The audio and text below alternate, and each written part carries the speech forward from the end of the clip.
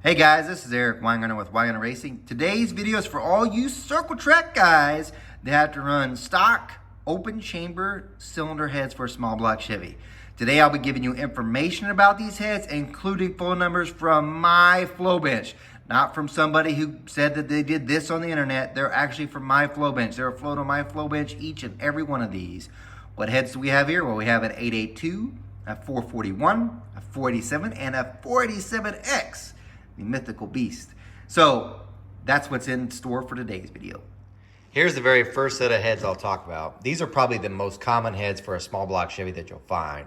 The casting number is 882 right here. If you look at it from this side, you'll usually have a triangle. Now here's the other note. Here's what the casting mark looks like. It's got a little triangle above a square. Okay.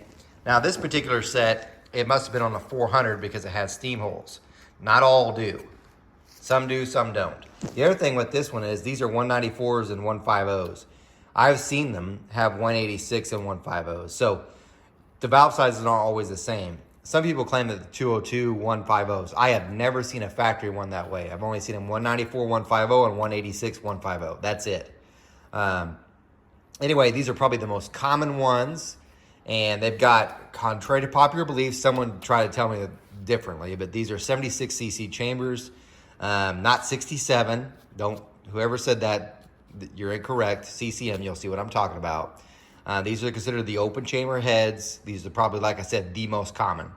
Now, I flowed the heads, and I'll show you the flow numbers in just a minute, but all the heads you're going to see were flowed with the same valves. These, excuse me for my allergies acting up.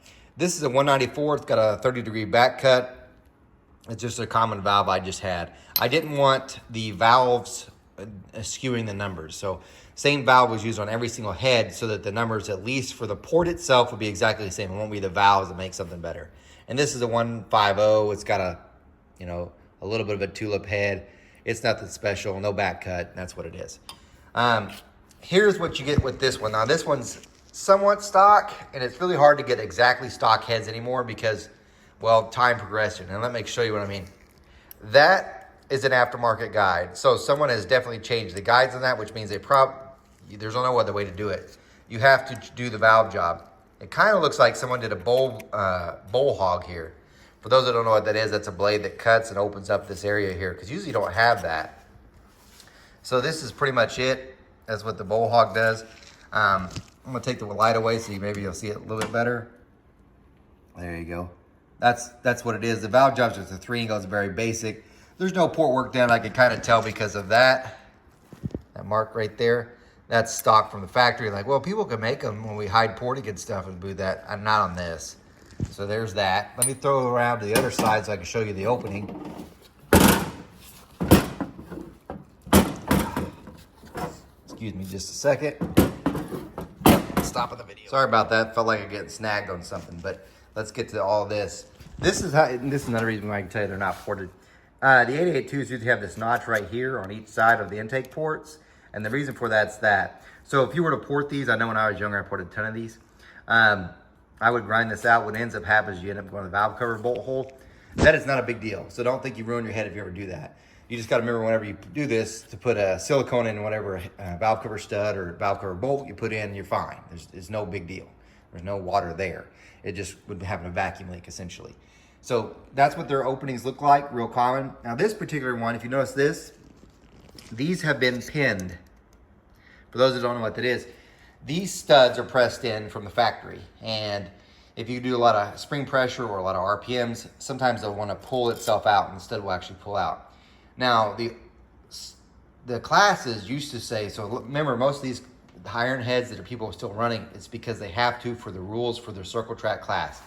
So to get around that, some of the rules won't even let you run screw-in studs. And so the idea was we'll keep the RPMs down by not letting them do certain things on the valve train and keep costs down. The alternative is to this. You drill a hole through this and through the stud, and then you put a dowel pin through here, and it keeps the stud from pulling out. Very common. In case you wonder, why didn't they just do screw-in studs? Probably for rules. Okay, so probably rules said, no can do, can't do that. And that used to also be the far cheaper option too.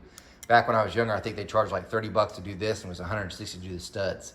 So it is cheaper. And from a standpoint, it's much less labor involved, because to do the screw and stud, you literally have to pull the stud out, machine this part down, then drill and tap the hole for the stud. So it's quite a bit more labor. I want to talk about this real quick. I won't mention the other ones. Most of the times whenever you see a stock head, you might be like, ask yourself what some of these pieces that you never see in the other aftermarket stuff. This right here is a shield. See this little metal piece right here? It's a shield. The idea is when the valve opens, or opens, that this comes down and blocks some of the oil from splashing into the guide or onto here and getting oil into the guide and into your chamber.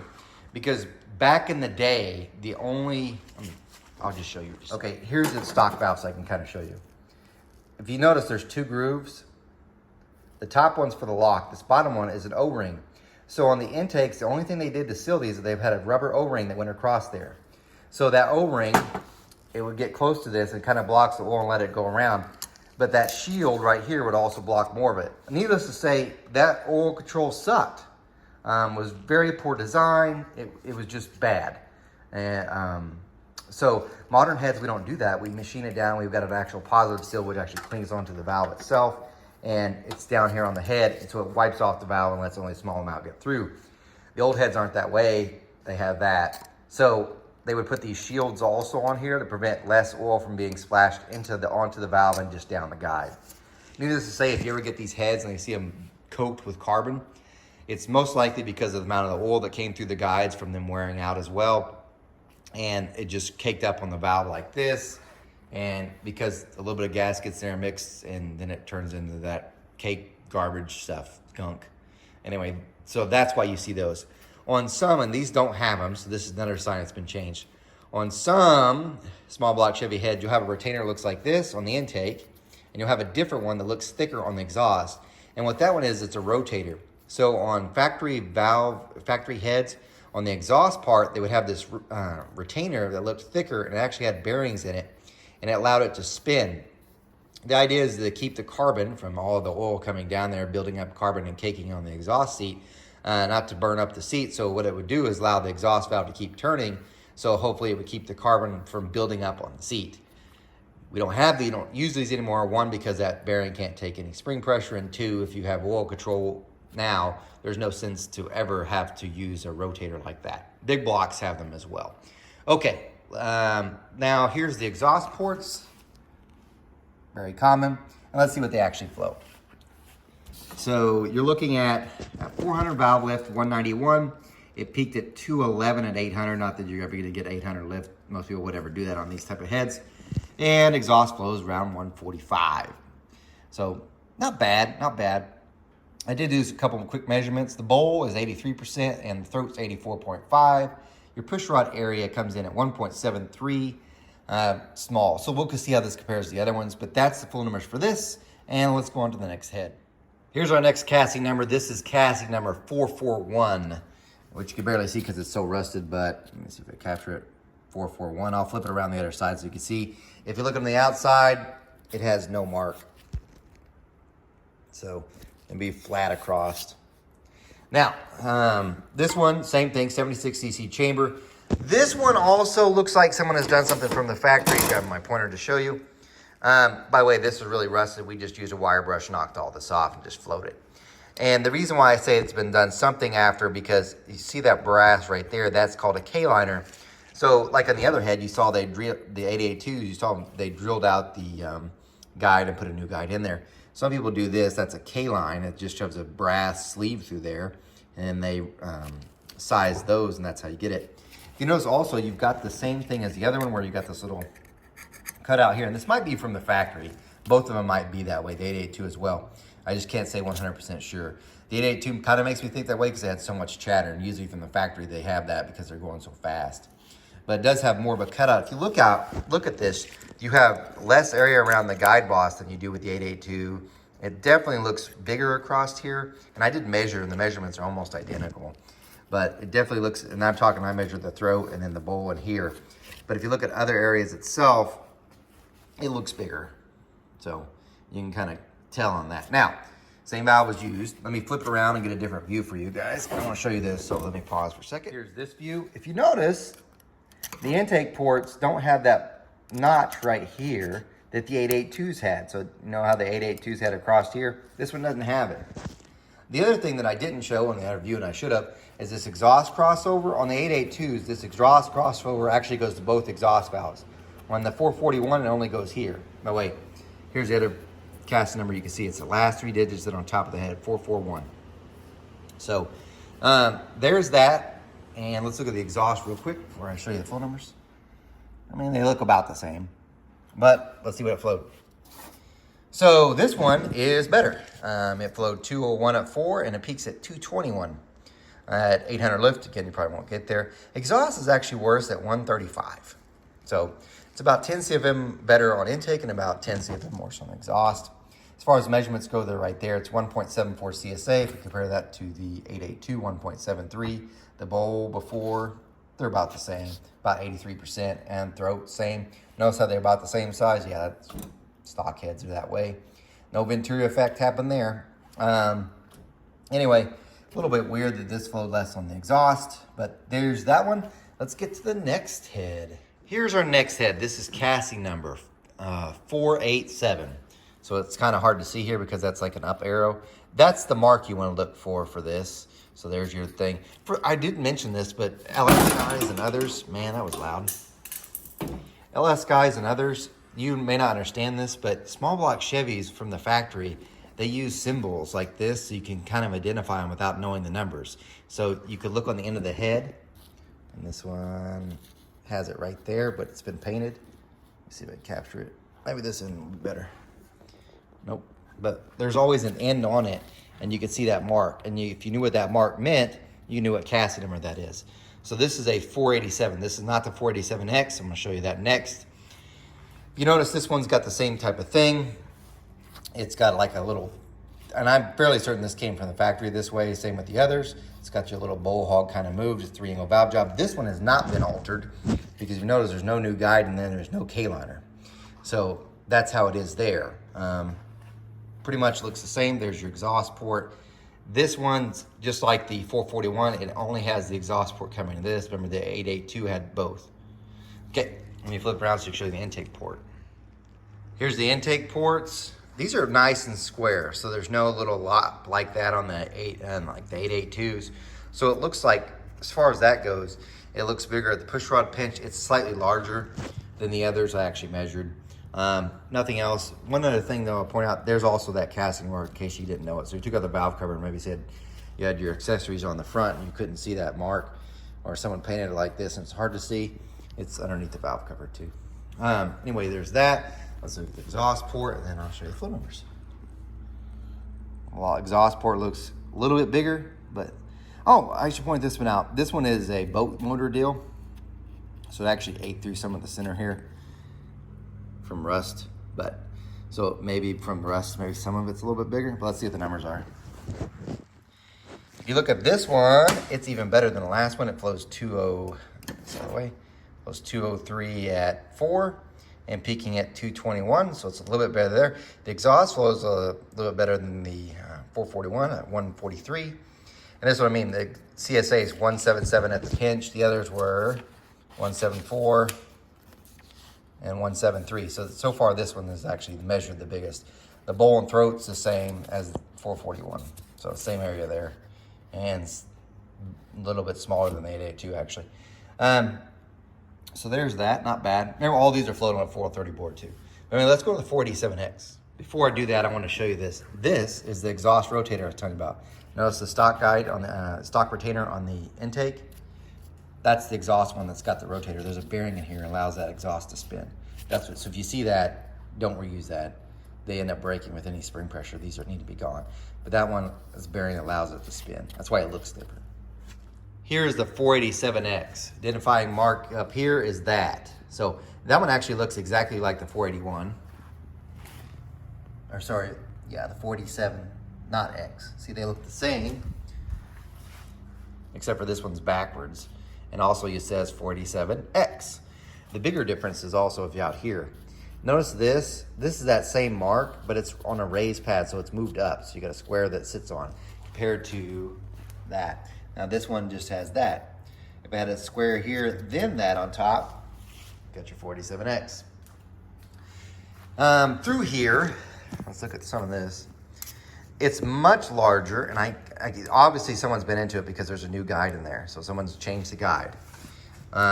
It looks like, I'm doing my best. It looks like they did a second machine work like this. And I know he's like, well, someone probably did a bull hog. This could have been from the factory. It's hard for me to say because I've only ever seen one 487X, and that's this one. But this kind of looks like from the factory because usually our bull hogs, they're more of an angle and they don't do that part down here.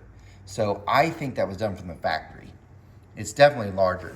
So the throat measurements itself, it's 80. So we're talking about the bull, which is across this guide here. It's 89.2%, considering the others are like 83. The throat itself is now 88.7, which means this so far of all the open chamber heads, this is the only one that actually has a venturi. In other words, it gets larger to smaller. The others were just same size, so there really is no venturi. This one has been milled, so that might affect some of the stuff. You notice it's got a little bit off here. It doesn't look like it's too heavily milled. Usually on the circle track guys, they'll get all the way down here, or they'll get so bad where they have to plug these holes from angle milling, take off even more. So, doesn't look like that's happened. There's this view. Let me flip it around so I can show you the intake view. Here's your intake view. It's square, it doesn't have that bulge like the 882, so that's nice there. Looks like it's got a pretty good amount of area. You can see up here on the top, it will say 487X. And here's your exhaust view as well. And here's what they flowed. So, let me get my pointer. This one flows 200 at 4 and peaks about at 900 at 220. Again, you're probably not gonna get there. Point being is it's about the same as the others. Exhaust is 138, almost 140. If you compare that to the 487, so we'll just do that real quick. That's the 487, this is 487X. We'll just do we'll start off. 487's better there at 1, 487's better at 2, 487's better, worse at 3, better at 4, worse at 5. So in the lower lifts, it looks like the 487's better, but in the upper lifts, besides up to here, at the 800, it's the 487's better. So it kind of trades. The exhaust is better on the 487. The 487X is actually worse. This could be just a fluke. But yeah, it's just, I thought this would be tremendously better than that, but not really. However, the bowl area of all the ones tested is dramatically bigger. The CSA 1.72 compared to 1.77, so it's actually a little bit smaller as far as minimum CSA than the other one, but the bowl area is definitely bigger. Anyway, on to the next head. This is the last head I'm not going to waste a whole lot of time with because I know you're like, well, that is not a factory head. You're right. So Keith, the guys that worked for me, he races pure stock, and that's the reason why he has so many of those.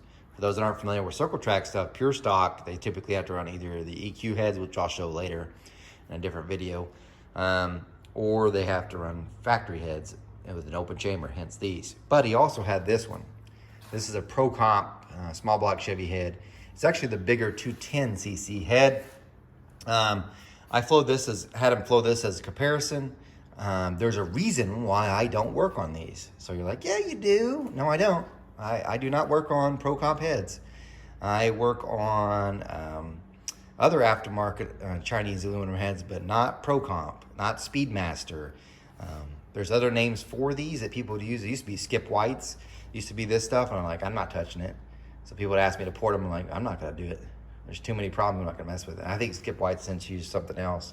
But I won't touch Speedmaster Pro Comp stuff. These are the first ones that came out. They had a 205 intake valve and a 1600 exhaust valve. You can tell it's much larger. Let's see how they flowed in comparison. Let's go with, this is the 487X. So this isn't even the best one. Let's actually pull out the best one we tested today, the 487. Here we go. So bigger head, much larger. How much better is the flow? I mean, it's aftermarket, it's got to be better.